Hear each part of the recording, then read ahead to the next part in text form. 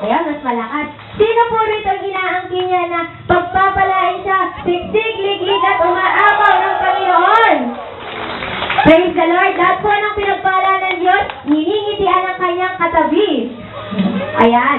Siyempre, sabi nga po, di ba pinagpala na tayo ng lubos ng Panginoon? Ba't di naman natin i-share kahit yung ngiti lang ng mga pinagpalang anak ni Yahweh El Shaddai? Ayan, patingin nga po ko ng mga ngiti ng mga pinagpalang anak ni Yahweh El Shaddai. Yung iba talaga parang nahihiya pa, pero alam ko po na lahat tayong narito. Kung pinagpala tayo noon, pinagpala tayo ngayon, pagpapalain din tayo hanggang sa mga susunod pa. Amen? Purihin po natin Panginoon, purihin si Jesus.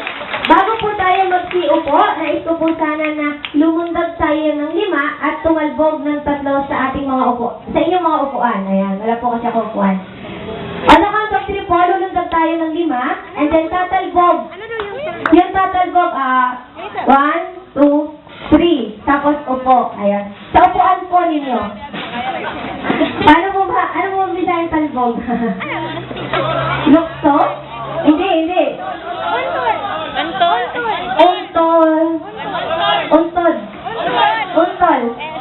Untol. Ayan, magsi-untol po kayo after nyo lumukso. Tama po ba? Praise the Lord. Nakukuha niyo naman po. The count of 3. 1, 2, 3. 1, 2, 3, 4, 5. Untol. 1, 2, 3. Pwede na po kayong magsiupo. Ayan, praise the Lord. Ayan, ginigising ko lang po kayo. Kasi baka mamaya, sabi nga, kahit na ganitong oras na, kadalasan yung iba, saka palang inaantok. Pero, kapag po sa Diyos, aantukin ba tayo? Hindi. Sapagkat sa ating Panginoon, buhay siya. Noon, ngayon at magpakailanman, kaya yung mga blessings niya, ayan, ibibigay niya doon sa mga nakikinig sa Kanya. Amen? Sabi nga po nila, di ba, paano mo sasaluhin yung pagpapala kung tulog ka? So, kailangan po natin laging gising. Ano po? Sino po mga gising na anak ni Yahweh El Shaddai? Ayan, so totoong gising po kayo. Sa oras na po ito na nais ko pong ibahagi sa inyo yung ating binasa. Ito po ay mula po sa unang sulat ni Pedro. Alam naman po natin kung sino si Pedro. Tama po? Siya si Peter, Pedro, or Simon. Ayan. So kung saan si Peter po, on Matthew chapter 16 verse 18, sabi po doon ng ating Panginoong Jesucristo, "And so I tell you, Peter, you are a rock, and on this rock foundation, I will build my church." Si Peter po ang una nating po. And isa siya sa mga apostol ng ating Panginoong Jesucristo, na kung saan, sabi nga, lagi siyang kasama ng ating Panginoong Diyos. Yung gospel po natin tomorrow, the Transfiguration, na kung saan ang ating Panginoong Jesucristo nagbagong anyo. Sino pong kasama niya roon? Si Peter, si James, and si John. So, Peter, andoon po siya. And makikita lang po natin na si Peter, isa siya sa mga tunay talaga na makakapagpatotoo kung gaano kadakila ang ating Panginoong Jesucristo. Sapagkat siya mismo bilang Apostle of Christ, first-hand experience yung kanyang ibinabahagi sa atin. Amen? Marami pong mga propeta, sabi nga, na kinakausap sila ng ating Panginoong Yahweh El Shaddai. Na-experience nila ang ating Panginoong Yahweh El Shaddai. Ngunit iba rin naman yung mga naka-experience doon sa presensya talaga, mga tanda, himala at kababalaghan ng ating Panginoong Jesucristo. Tanong ko po, yung bang mga tao noong sa Old Testament, buhay pa din hanggang sa New Testament? Kasi ang pinakamatanda or pinakamatagal na nabuhay sa Biblia ay si Methuselah. Ayan. Methuselah. Ayun. Methuselah, ayun. Na nabuhay siya ng 969 years. So, kung 969 years yung nabuhay, still, hindi pa rin siya aabot sa New Testament. Pero dito nga po sinasabi na si Peter, isa siya sa mga magpapatunay kung gaano kadakila, kung gaano makapangyarihan, at kung gaano yung pag-ibig ng Diyos Ama sa atin sa pamamagitan ng ating Panginoong Jesucristo. Amen? Tanong ko po, kayo pong naririto ngayon, na-experience niyo na po ba kung paano kumilos ang Diyos sa buhay ninyo? Ako po, aminado. Na-experience ko na kung paano kumilos ang Panginoon. Maraming mga pagkakataon, mga experience talaga na alam ko hindi ako pinababayaan ng Diyos. At alam ko na ang bawat isang naririto, same ng experience ko, na-experience po natin, hindi tayo pinababayaan ng Diyos. Amen? Sino po ba dito yung mga nakaka-experience ng pagsubok sa buhay? Lahat, ano? Meron po bang hindi pa naka-experience, naka-encounter ng problema pagsubok sa buhay? Pakitaas po ang kanyang paa. Ayan, meron po ba? Lahat tayo, ano? Sabi nga dati, hindi lang sa matanda ang problema. Minsan pati sa bata. Kasi iba-iba naman po yung level ng problema, no? Yung bata, namang problema kasi walang malaro. Ayan. May lobo siyang nakikita, hindi naman kanya. Namang problema siya, paano niya kukunin? Pati pong gano'n, ano? Pero sabi niya, lahat po tayo dumaraan sa mga pagsubok problema. Pero ang ating Panginoon, hindi naman niya hinahayaan, hindi natin yun napagtagumpayan. Amen? Sino po rito yung may pagsubok siya na hindi niya napagtagumpayan? Meron ba? Sino po rito yung may pagsubok siya at yun ay kanyang na-overcome na, napagtagumpayan na? Lahat po tayo, ano? So, ibig sabihin, hindi talaga tayo binibigo, hindi talaga tayo pinababayaan ng Diyos. Kaya naman ang sabi po dito sa ating binasa, na kung saan pinapaalalahanan po tayo ni Pedro. Pinaalalahanan niya tayo kung paano ba tayo dapat mamuhay. Pinaalalahanan niya tayo kung ano ba dapat ang ating gawin. Lalo na sabi nga po niya rito na pagkatapos ninyong magtiis ng maikling panahon ng Diyos na bukal ng lahat ng pagpapala ang siyang magbibigay sa inyo ng kaganapan, katatagan at siyang saligang matibay at di matitinag. So kahit na ano pong pagdaanan natin sa buhay, in the end, bibigyan tayo ng katagumpayan ng ating Panginoon. Amen? Ang tanong ko po, bilang tayo, Kristiyano, from the word Christ, sa word ng Christian, we are follower of Christ. Tama po? Meron po bang follower ni Vilma Santos dito? Ayan. Anong tawag po sa inyo? Parang walang nagtaas pero maraming sumagot. Sino po rito ang follower ni Nora Honor? Di ba? Di ko na po tatanong kasi meron na sumagot, so meron pa din. Sino naman po yung kay Sharon Cuneta? Mega. Mga bata po, alam nila, ano. So, kapanahonan pa siguro nila si Sharon. Anyway, kamukha pa doon sister. Ayan, Sharon yan. Lahat ng names ng mga artista nilalagyan ng IAN para ipakitang siya ay follower ng artista iyon. Like us, from the word Christ, then IAN, we are followers of Christ. Kaya dapat bilang tayo po followers of Christ, nakikita sa atin yung mga ginawa or katangian ng ating Panginoon. Higit sa lahat, bilang tayo mga Kristiyano, may responsibilidad tayo na nais ng ating Panginoon na nawa maisabuhay natin. Unang-una po, let's be a good example to others. Ayan po, ano? Let's be a good example to others. Ilan po ang example? Ilan ang katangian ng example? Ayan, katangian ng example. Dalawa. It's either you're a good or you're a bad. So bilang Kristiyano, nais po ng Diyos na maging good example tayo. Sapagkat, ang Diyos ba mabuti? Mabuti. Amen. Tama po. Sa lahat ng panahon, ang Diyos natin ay mabuti. Bilang ang Diyos ay mabuti, hindi naman magkakaroon ng bunga ang isang santol ng mangga. Tama po? Pwede magkaroon ng bunga ng mangga ang isang puno ng santol kung ilalagay iyon. Kung ilalagay. Pero, hindi siya nagmula talaga sa puno ng mangga. Ng santol ang bunga ng manggang iyon. Sapagkat kung anong tinanim mo buto, yun ang mamumunga. Yun ang lalabas. Hindi naman pwedeng kumain ako ng mangga, napakalaki-laki. Tinanim ko rito. Pagkatapos nung after, sabihin na natin 20 years, lumabas na yung mangga, naging puno ng santol. Pwede po ba yun? Hindi. Kaya sabi nga po tayo follower of Christ, nanggaling Panginoong Diyos. Ang Diyos ay mabuti, kaya marapat lamang na tayo ay maging huwarang mabuti rin sa ating kapwa. Amen? Purihin po natin ating Panginoon, purihin si Jesus. Ikalawa po, ito pong mga responsibility na aking ibinabahagi sa inyo ay makikita po natin sa 1 Peter chapter 5 verses 1 to 7. Ito po yung ipinaalala ni Pedro na dapat gawin ng mga natin bilang mga follower of Christ. Second po, we should do our responsibility full-heartedly. Pag narinig niyo po ang salitang full-heartedly, anong pumapasok sa isip niyo? Kasing-kasing. Kasi heart, ano po? Kasing-kasing, wholeheartedly. Ibig sabihin, buong puso. Buong puso.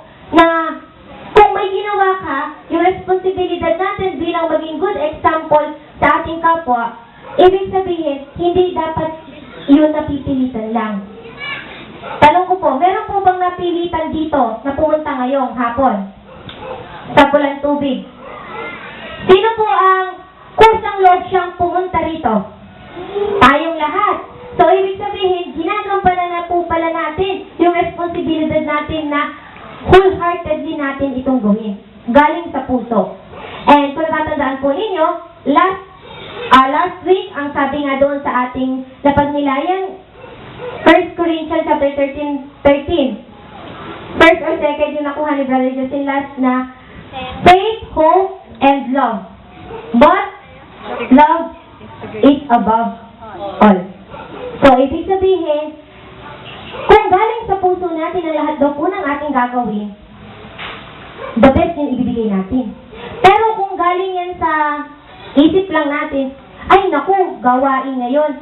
Kaya pa naman ako, kailangan kong pumunta kasi gusto ko makita nila kung gaano ako kagaling kumanta. Iba yun. Iba yun sa, ay naku, gawain ngayon. Nais kong pumunta sapagkat baka walang umawit doon. At nais kong papurihan ang Panginoon. Iba yun sa gusto niya lang na makita siya kung gaano siya kagaling sa nais niya talagang umawit para sa Diyos. Kaya tandaan po natin, gawin natin ang ating responsibilidad wholeheartedly. Nang sa gayon, yung maibibigay natin sa ating Panginoon ay yung the best na. Amen po? Purihin natin ating Panginoon. Purihin si Jesus. And, sabi nga rin po dito sa ating binasa na kinamumuhian ng Diyos ang palalo at kinalulugdan niya ang mababang loob. Paano po natin masasabi na ang isang tao ay palalo, ang isang tao ay mababang loob? Halimbawa, ako si Sister Lial, nanalo ako ng nakuha ko yung award sa company na pinaka-humble na tao. Ayan. Nakuha ko, makit na ako sa tablado, nakuha ka na. Hawak-hawak ko yung certificate na nagpapatunay ako yung nakakuha na pinaka-humble na tao sa company namin. Ngayon, pagbaba ko, ang ginawa ko, uy, alam mo ba, nakikita mo to, ako nakakuha nito. Nakikita mo to, ako nakakuha nito, ako. Tanong ko po, am I deserving? No. Sabi nga, minsan tayo, hindi talaga natin maiwasan yung tinatawag na pride. Kasi po, P-R-I-D-E. Anong middle? I. So, sino si I? Ako. Ba't ikaw? Ako po, namili nyo. Hindi ko na pwedeng sabihin na I, ako si Sister Esther. Pag sinabi kong di bang I, ako. Hindi mo pwedeng sabihin, ikaw, ikaw. Pero pag ako.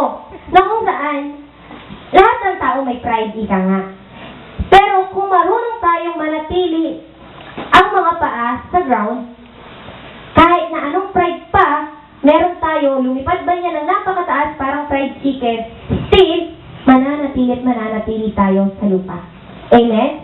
Kasi sabi nga po kung nagpalagay kayo ng ash dito nung Ash Wednesday, sabi po doon, nanggaling ka sa abo, ikaw ay babalik sa abo. So, ibig sabihin, wala tayong dapat ipagpalaki sa Diyos. Dahil lahat ng meron tayo, galing sa Diyos. Amen? Purihin po natin ating Panginoon, purihin si Jesus. Kaya naman po, tandaan natin ang responsibility natin bilang Christian ay always stay your feet on the ground. Ayan. Kahit na ilang floor yan, still nasa ground pa rin ang mga paa natin. Kahit na gaano tayo maging successful, nakapag-aral tayo ng medisina, nagtapos tayo ng 10 taon sa medisina, tayo ay certified doctor na, still, let's stay our feet on the ground. Sapagkat lahat naman po tayo, sabi nga, ililibing sa lupa. Oh. Meron po bang ililibing sa hangin? Ayan. Meron po bang ililibing sa hangin? Pag nilibing ka sa hangin, imposible. Hindi ka itutuloy kasi imposible talaga. Hindi, sabi nga po, pwede ka rin ilibing sa semento, pwede kang i-cremate, pero still, ang nais ng Diyos, paalalahanan tayo na kailangan nating manatili sa lupa.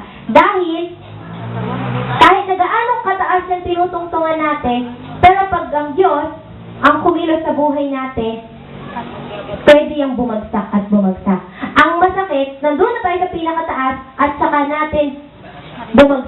tayo bumagsak. Baka may magkabali-bali pa yung buto natin.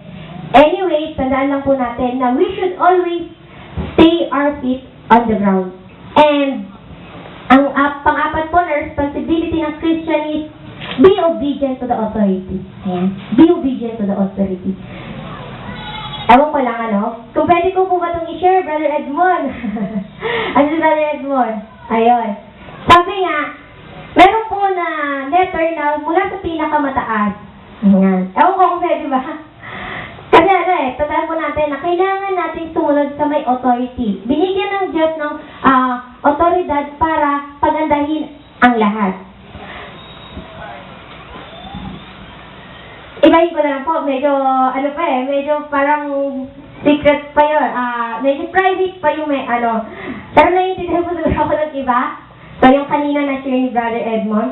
Anyway, kapag po tayo, merong may authority sa atin, tapos hindi tayo sumunod, kadalasan, anong nangyayari sa atin? Napapahamak. Sabi nga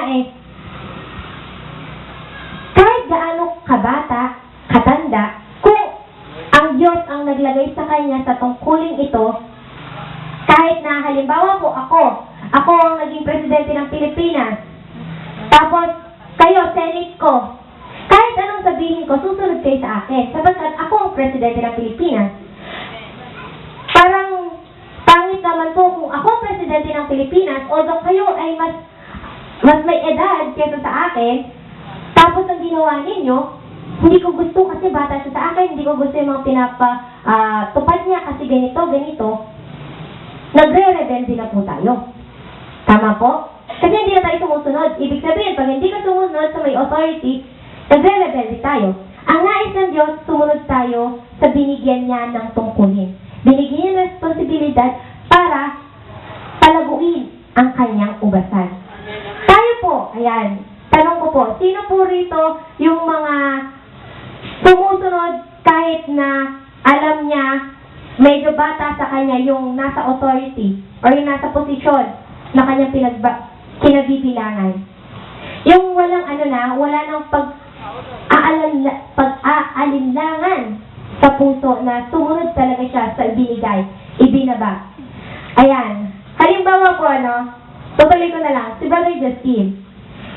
Kahit bata si Brother Justin, binigyan siya ng pribilehiyo mamuno sa PSCC 32. I-share ko po na nagagalak kami dahil lahat po ng naririto ay sumusuporta. Kaya ang nangyayari, lumalago ang gawain. Amen? Kasi sabi nga po kung lahat ng naririto nag-against sa amin ni Brother Justin, anong magagawa natin? Tandaan po natin, hindi naman tayo naglilingkod sa tao. Naglilingkod tayo para sa Diyos. So, kahit na sino yung nasa harapan natin, basta alam natin na pinadala siya ng Diyos, hayaan po natin, sapagkat ang Diyos naman kapag nakita niya pinababayaan mo yung binigay niya, kukunin niya yan. Naalala ko po si Brother Edmond ulit. Pero yung sinasabi na, kapag nasa iyo na, alagaan mo. Pag binigay na sa'yo yan, ingatan mo, i-cherish mo. Kasi kapag kinuha yan sa'yo ng Diyos, kahit anong tingin mo sa mga taong nakikita mong kumakanta, sumasayaw, o yung mga coordinator, core group, wala ka nang magagawa kasi sila na yung nandoon. Ikaw ay wala na. Kaya tandaan po natin, kailangan lahat ng gagawin natin wholeheartedly nang sa ngayon, the best yung mabibigay natin. Higit sa lahat, matuto lamang po tayong sumunod kasi ang pagsunod, sabi nga, nagpapakita yan ng kababaang loob. At yung pagmamataas or yung pagre-rebelde, yun naman ang kinakakitaan ng Diyos ng pagmamataas ng pride. Gusto nga po ng ating Panginoon, ikatlo, let's be humble. Stay our feet on the ground. Dahil darating at darating ang panahon na ang Diyos ang bahala sa atin, siya rin naman yung babalik kung ano yung ginawa natin sa ating kapwa. Ibibigay niya. Kung tayo naging mabuti, ibibigay niya yung the best. Pag tayo naging masama, sa huling the final judgment, Matthew 25, sabi nga doon, yung mga gumawa ng mabuti, sila ang nakasama ng Diyos sa kanyang kaharian. Gumawa ng hindi maganda sa kapwa, sila yung naitapon sa kampon ng kaaway. Ang tanong ko po, gusto niyo bang maitapon doon? Ako, kung tatanungin niyo ako, sister, sabi niyo pa, sister, gusto mo ba maitapon doon sa ilalim? Aba, hindi, ano? Ano ako? Sabi niya, ano ako, balik? Pero sa totoo lang po, alam ko, wala namang may gusto. Tama? Kaya tayo gusto natin makasama ang Diyos sa kanyang kaharian. At iyon ay kung tayo ay buong-buong nananampalataya at naniniwala sa Kanya. Amen. Ika-apat na responsibilidad natin bilang Christian, hindi tayo tinawag bilang Christian, bilang follower lang, kung hindi kailangan natin manampalataya at maniwala sa Diyos. Amen? Yun po yung ipinakikita sa chapter 5 ng 1 Peter verses 1 to 7. And dito sa pagdating po sa 8, tinatanong dito, at sinasabi po, pinaalalahanan tayo ni Peter na, humanda kayo at magbantay. Ang dyablo ng kaaway ninyo ay parang leong umaatungal at aaligid-aligid ng mahanap ng masisila. Tingin sa katabi. Tingin sa katabi. Ayan. Tignan ang katabi. Mukha po bang ang leon? Mukha siyang tupa. Mukha po ba siyang anghel? Ayan, naku, mag-ingat-ingat po kayo, dalawang klase ang anghel. Oh. Ano po, anghel ng Diyos at anghel ng kaaway. Tignan niyo po ulit ang iyong katabi. Oy, tumingin na, ngiti-ngiti na para makitang anghel tayo ng Diyos. Amen? So, sino po ang anghel ng Diyos? Woo! Lahat tayo. Amen? Purihin po natin ating Panginoon. Purihin si Jesus. Pero sabi nga po sa ating binasa dito sa may verse 8, kailangan natin maghanda. Magbantay. Be alert, be watchful. Sapagkat hindi lahat ng nakikita natin sa paligid, hindi lahat yan totoo. Amen. Amen. Hawakan niyo po yung katabi niyo. Baka hindi yan totoo. Tignan niyo kung mainit-init pa. Ano, pag malamig-lamig na yan, gisingin ninyo baka ano nang nangyari kay sister o kay brother. Anyway, sabi nga po, totoo yung katabi ninyo, tama?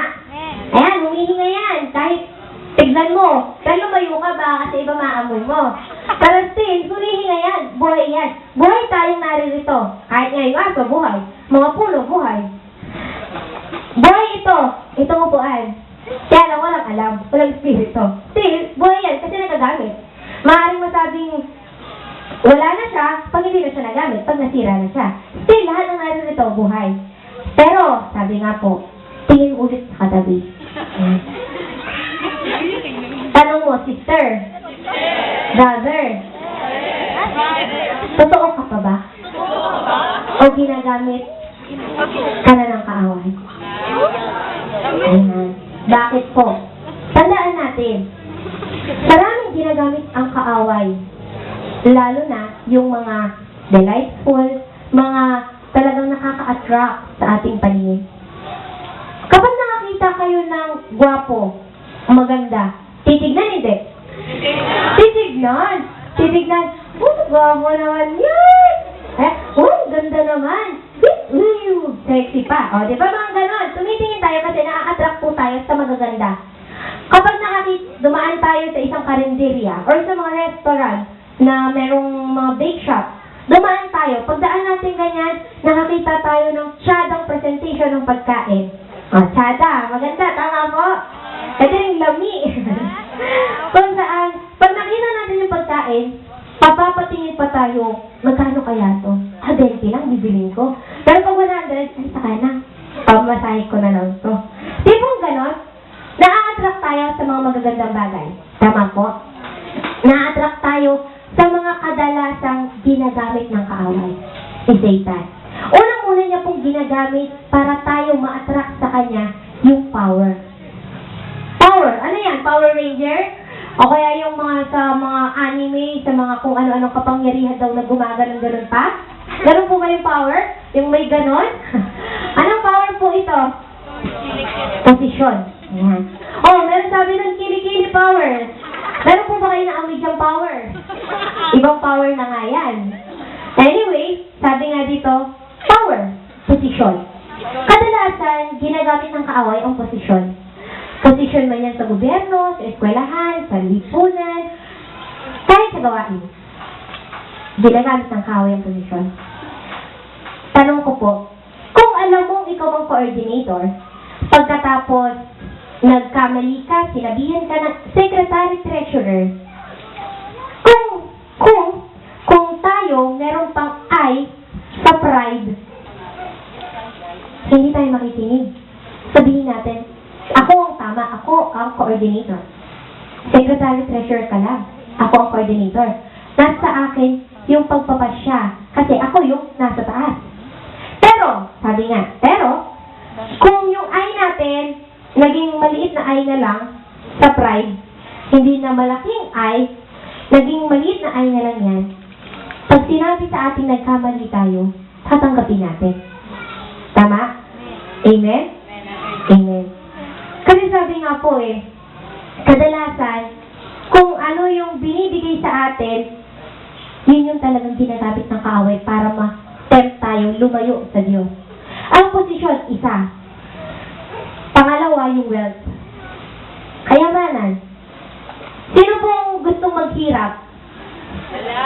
Amen. Sino gustong yumaman? Lahat tayo. So, lahat tayo, sabi nga, may possibility siluin ng kaaway through wealth. Halimbawa, nasa iyo na lahat. Binigay na yung pera, yung sabi na natin pati yung posisyon, lahat nasa iyo na. Mas malaki ang tendency malayo tayo sa Diyos. Kasi, kapag nasa atin na lahat, dyan pumapasok ang kaaway. Nakakalimutan natin na ang lahat ng meron tayo, ang Diyos ang nagbigay. Dahil sa kasarapan ng tinatamasa natin, sige, may gawain, saglit lang, pumunta muna ako dun sa isang Kristo. Alam niyo yan? Ayan, pumunta ako sa isang Kristo kasi mas malaki doon para mapadami ko pa yung pera ko. Kasi pag napadami ko yung pera ko, saka ako mag-iikapu. Ay, nako. Nag-ikapu ka pa, galing din naman tama-tama, ano? Pero sabi nga po, tandaan natin na kadalasan, ang power, ang wealth, ginagamit ng kaaway para malayo tayo sa Diyos. Sapagkat, material possession, mga material things, trabaho, ginagamit ng kaaway yan. Kasi, may tuturing na isa sa wealth natin ang trabaho. Tama po? Nagbibigay sa atin ng income sa family. So, yung trabaho natin ito, pag sobrang busy tayo, naku, may gawain mamaya. Hindi pa ako tapos sa aking trabaho. May nirarush akong work. Minsan, hindi talaga natin maiwasan. Trabaho to Kailangan pang-supply, pang-sustento sa pamilya. Nauuna yung trabaho. Pero tandaan po natin, kung gusto, may paraan. Kung ayaw, may dahilan. Aba, ano nga namang alas 7 ng gabi, nagtatrabaho ka pa. May mga gawain naman sa iba-ibang lugar. Kasi, makaka-attend pa rin ang gawain. Amen? So, wag po natin idadahilan na may trabaho kaya hindi ako naka-attend. 8 to 5 kaya ako, pag nag-extend hanggang 6, still, may gawain pa rin ang Diyos. Marami po dyan. Hindi ko na i-endorse isa-isa kasi alam nyo naman kung ano yung may mga gawain ng 7 to 9. Pero ito lang po, hindi hahayaan ng Diyos na malayo tayo. Maraming ibang dahilan para lalo tayong, maraming dahilan para palapit tayo sa Kanya. Maaari mo na kasayanayan natin ginagamit ng kaaway. Still, kung marunong tayong humanap ng iba pa, mapapalapit at mapapalapit muli tayo sa Panginoon. Amen? And isa po sa ginagamit ng kaaway, Satan, para ma-attract tayo yung knowledge. Knowledge, kaalaman. Tama po? Is knowledge same sa wisdom? Tama. Kaalaman ang knowledge. Karunungan ang wisdom. And, sabi nga, minsan ang tao, may nalaman lang, akala mo kung umasta, ang daming alam na. Nakarinig lang ng ganito, ikinismis na agad, pinalaki ng pinalaki. Sabi nga iba ang kaalaman sa karunungan. Ang kaalaman, yun yung mga bagay na nakukuha natin, nalalaman natin through experience sa mga nakikita natin. Ang karunungan, ibinigay ng Diyos para ma-comprehend or maunawaan natin yung mga bagay na hindi kayang explain ng iba. Karunungan na, sabi nga po, mas ako, or kayo siguro din, mas hihilingin ko sa Diyos ang wisdom rather knowledge. Kasi iba ang wisdom, mas malalim. At sabi nga po kapag ang knowledge, pinairal natin, dyan din papasok ang I sa pride. Capital I sa pride. Sapagkat, tandaan po natin na mas mainam kahit gaano ka maalam sa bagay, kung nananatili ka pa rin sa ground, ang mga paa mo sa ground, mas kinalulugdan ka ng Diyos. Kaysa sa nalaman mo lang na ganito, tinawagan mo na si sister, alam mo, ganito. Hindi mo man lang hinayaan na yung taong involved sa narinig mo ang dapat mag-inform. Kasi tandaan po natin, pag lumabas na sa bibig natin, hindi na natin na pwedeng bawiin. And ang bibig or tila nga, mas matalin yan kaysa sa kahit anong patalim. Kasi mas nakakasakit ang word. At ang word, kapag tumalim sa puso natin, matagal maghilom. Unlike yung nasugat ng kutsilyo, 1 week, 5 days, minsan 3 days, magaling na. Pero still, yung word, iba kung sumakit. Kaya tandaan po natin, kahit gaano tayo kaalam, knowledgeable sa bagay, kung hindi hinihingi ng pagkakataon, huwag natin masyadong ipagmayabang. Kasi ang lahat ng bagay, may panahon, may tamang oras. Isa po sa ginagamit din na temptation ng kaaway, yung flesh. Flesh. Ano bang flesh? Laman. Tama. Yung flesh, maraming kasi yan. Pwede yung flesh na yung tawag na laman, pwede rin yung flesh na tawag na sikmura. Pero yung pag sinabing flesh, kadalasan, tawag ng laman. Kung saan, ginagamit ng kaaway, porque sinabi ng Diyos na pag-ibig dapat ang ating ipairin sa kapwa. Alam mo nang may asawa ka, inibig mo pa si kamare. Tapos, nagkaroon kayo ng fling-fling. Ibang usapan na yan. Nananalo na dyan ang kaaway. Tandaan po natin na kapag tinasal na ang dalawang tao nagmamahalan, sila pinag-isa na ng Diyos. Sabi nga sa Biblia, na kahit na ang mga magulang ay dapat humiwalay na rin. Kahit na ang mga kapatid ay humiwalay na rin. Dahil ang dalawang ipinag-isa ng Diyos ay naging iisa na. So, ibig sabihin, kahit na gaano kaganda si kumare, gaano kagwapo si kumpare, may asawa na tayo, may asawa na kayo, pero na tayong mga mahal sa buhay, be faithful. Kasi ang nais ng Diyos, maging matapat tayo. Paano tayo magiging matapat sa Diyos kung sa kapwa nga natin, hindi natin kaya maging matapat? Sa sarili natin mismo, hindi natin kaya maging matapat. Nais ng Diyos, maging matapat tayo sa Kanya. Unahin natin maging matapat sa sarili natin sa ating kapwa. Huwag nating hayaan yung flesh ang umiral sa atin. Kasi ginagamit ng kaaway yan. Ikalawa, yung huli pang isa sa ginagamit talaga ng kaaway, sino may fear dito? Fear, takot. Lahat. Sino po ang may weakness? Lahat? Sige, isa-isahin ko po. Weakness sa gwapo, weakness sa maganda, weakness sa pagkain. Ano po ba weakness nyo? O takot kayo sa maganda, takot kayo sa gwapo. Ano po ang weakness nyo? Iba-iba ano? Lahat tayo may kanya-kanyang takot, may kanya-kanyang kahinaan. At kadalasan, diyan pumapasok ang kaaway. Ayan. Meron akong kilala. Bato-bato sa langit ang tamaan huwag magagalit. Pag nilayan na lang ang aking sasabihin. Natatakot sa dilim. Ayan. Alam na kung sino siya. Kapag natatakot tayo sa dilim, tapos kukuha ka lang ng tubig sa kwarto na madilim, ang switch nandun pa sa pinakaloob, takot na takot kang pumasok, ikaw lang ang may kagagawan niya. Tandaan po natin, hindi ginawa ng Diyos ang takot. Ang ginawa ng Diyos ay pag-ibig para sa atin. Kung tayo ay natatakot hanggang ngayon sa buhay natin, ibig sabihin, magtanong-tanong tayo, ano ba yung naghahari sa atin? Sapagkat tandaan po natin, multo? Matatakot po ba tayo sa multo? Ayun, bata yan. Samabat hindi. Kasi ang multo, hindi naman tayo kayang saktan. Unlike ng tao. Kaya tayong saktan ng tao. Matakot ka sa buhay, huwag sa patay. Narinig niyo na ba yung sabihan na yun? Matakot sa buhay, huwag sa patay. Sapagkat ang patay, kahit gano'n magpangita yan sa'yo, gaganon yan eh. Gaganon. Ano po ba yan? Lalagpas. Dadaanan ka niya. Pero kung ikaw nahawakan ng patay, magtaka ka. Baka hindi yung patay. Tinatakot ka na. Tandaan po natin, ano? Kadalasan, pumapasok ang demonyo sa fear.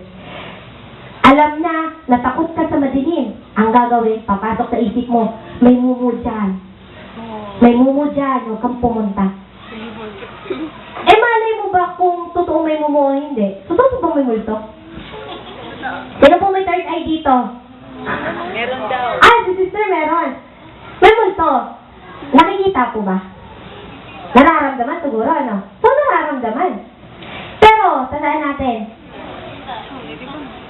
kung paiiralin natin ang takot sa puso natin, sa buhay natin, walang mangyayari sa atin.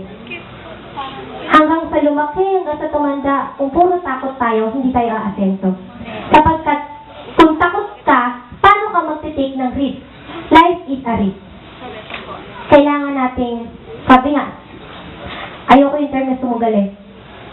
Other term po, buhay. Sa buhay natin, kailangan nating subukan lahat. Dahil, kasabihan nga, try and try until you succeed.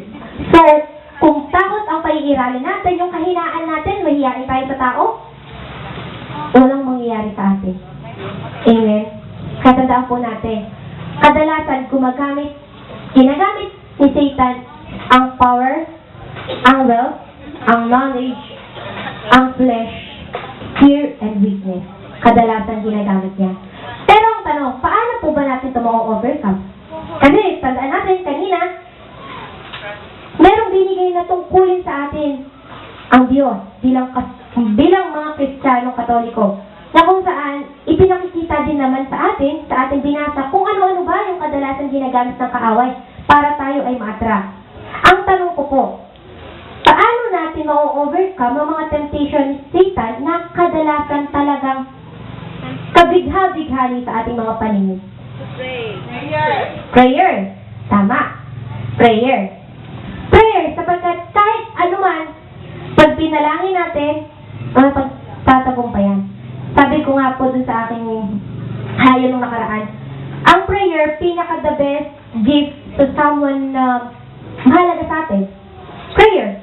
Hindi man tayo magbigay sa kanya ng regalo sa birthday niya, pero kung pinanalangin na natin siya, best gift na yun.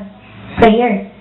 Sa sakit, best medicine ang prayer. Kasi sasabihin pa nga po ng mga doktor na ipagpasa Diyos mo na lang, ipagdasal mo na lang sa Diyos.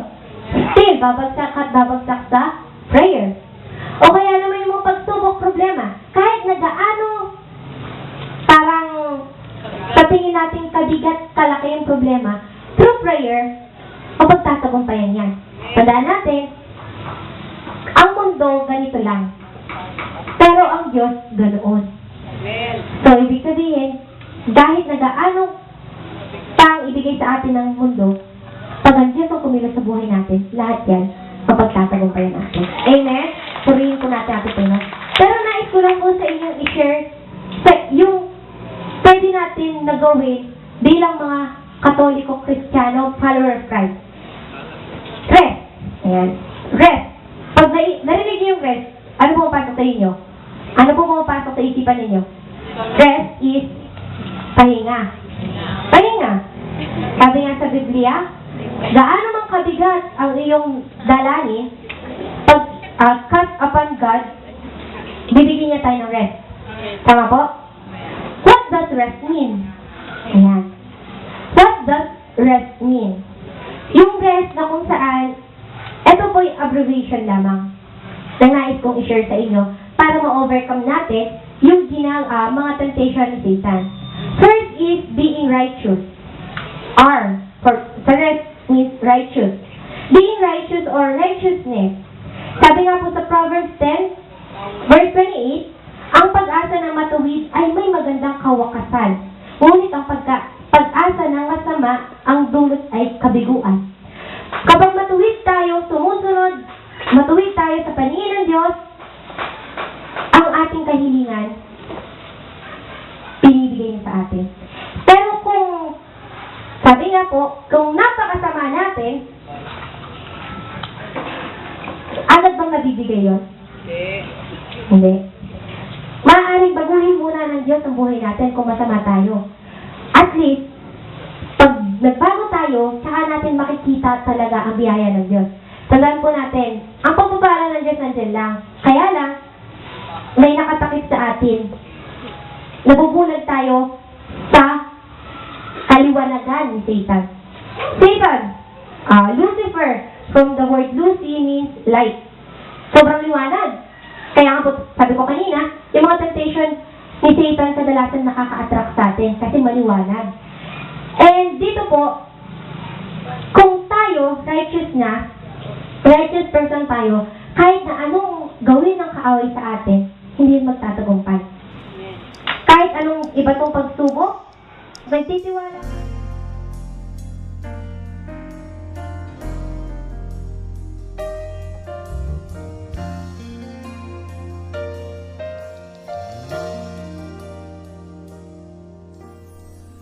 Father in heaven, how we love you. We lift your name.